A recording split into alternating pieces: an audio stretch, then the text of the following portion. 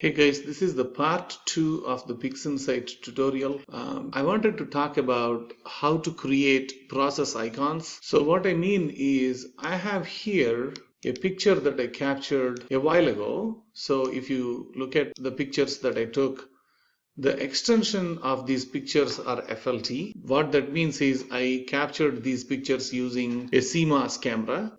You can have a DSLR camera and the extension may be CR2, which is the RAW files. You can open either one of those files or CCD files. And then once you open one of those files here, right, you apply processes to them. Either you may stack all these pictures in Pixinsight, or you might be working on a specific thing, right? Let us say we are working on a process called screen transformation. So we need to look for what it is, screen transfer function.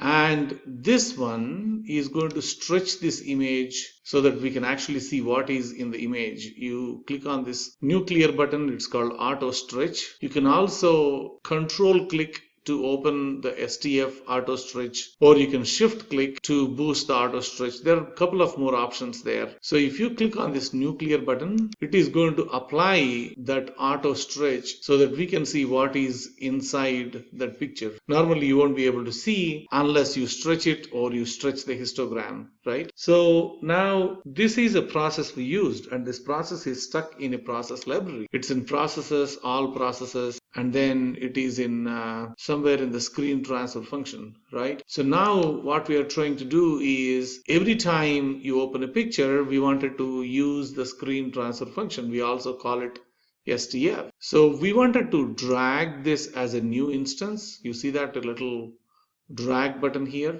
right? You drag this here, right? You don't need to drag it multiple times, but you got the idea, right? So now this window that we dragged here, we can right click on it and we can say set icon identifier. So here this is my STF, that stands for screen transfer function. I can move this right here. So what I can do is every time I come to this picture, if I need to do STF, I don't need to go to process, all processes, screen transfer function. I can just save the function here. So let's do one more process. Let's say if we are going to do another process called automatic background extraction, which is normally we use. I mean, this is the famous process in Pixinsight that takes the background away and brings the picture out.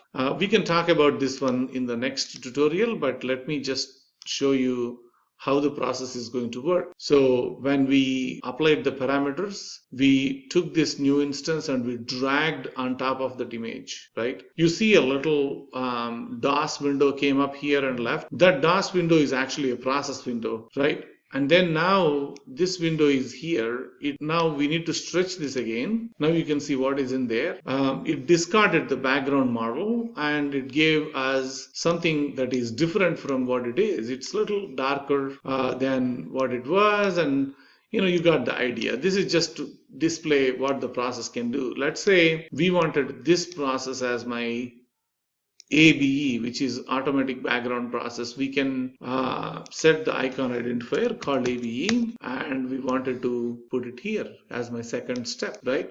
So now these are the two steps that you really need. Drag this, highlight it using your mouse, right click it, and you say save selected icons.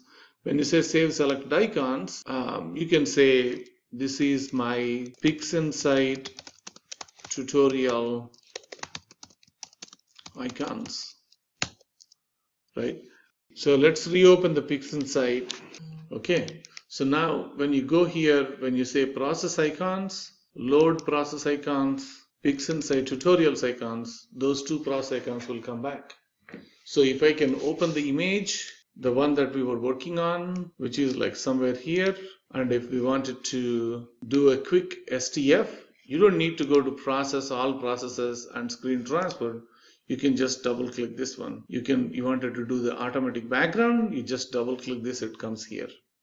So you can keep on adding your process icons, highlight them, right click them, save selected icons as your icon, library and you can use them as you learn. If you go to my website whatsapastro.com and if you navigate to Pixinsight Tutorials on the top, you will see here how to save process icons, like create and save process icons.